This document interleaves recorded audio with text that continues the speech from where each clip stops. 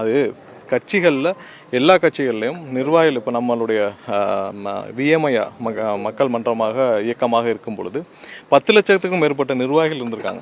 இப்போ நீங்கள் அதை கட்சிக்குள்ளே நீங்கள் கொண்டு வர்றப்போ ஒவ்வொரு மாவட்டத்திலையும் ஒரு மாவட்டத்தில் 10 நிர்வாகிகள் 12 நிர்வாகிகள் போட வேண்டியிருக்கும். இதுக்கு முன்னாடி மக்கள் இயக்கமாக இருக்கும் பொழுது 500லேருந்து 1000 நிர்வாகிகள் வரைக்கும் இருந்திருக்காங்க. ஸோ அதை அலைன் பண்ணுறப்ப ஒவ்வொரு இடத்துலையும் ஒரு சில மன வருத்தங்கள் கண்டிப்பாக இருக்கும். ஆனால் கட்சியாக வரும் பொழுது அதை எப்படி அலைன் பண்ணணும்னு எங்களுடைய தலைவர் வழிகாட்டுதல் பேரில் பொதுச் செயலர் அங்கங்கே எப்படி பண்ணணுமா அதில் யார் ஒரு சில பேருக்கு கண்டிப்பாக கட்சிகள் எல்லா கட்சியிலும் இப்போ இது ஒன்றும் புது விஷயம் கிடையாது. எல்லா கட்சிகளிலும் அங்கங்கே ஒரு மன வருத்தங்கள் கண்டிப்பாக இருக்கும். ஆனால் உழைத்தவர்கள் யாரையும் எங்களுடைய தலைவர் கைவிட மாட்டார்.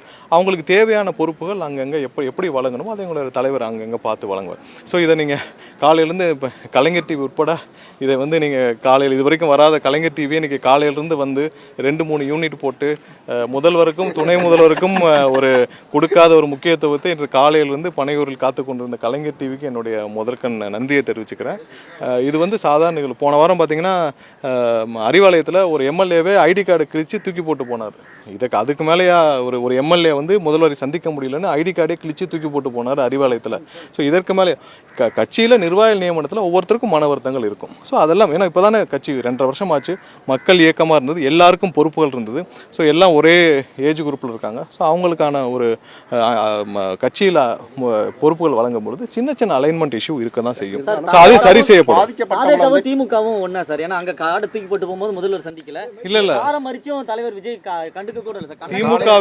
திமுகவை விட பெரிய இயக்கம் எங்களுடைய தமிழக வெற்றி கழகம். திமுகவில் இருந்ததை விட அதிகமான நிர்வாகிகள் இருக்காங்க. திமுகவில் இருக்கிறதை விட அதிகமான ஜனநாயகம் எங்களுடைய கட்சியில் இருக்கு.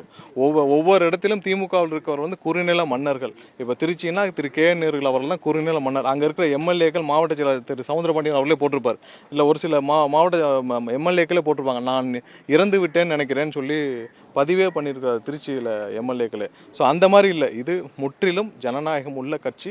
யார் யாருக்கு என்னென்ன பதவிகள் கொடுக்க வேண்டும் எங்களுடைய தலைவர் அங்கங்கே அந்த அலைன்மெண்ட்டில் கண்டிப்பாக கொடுப்பார்.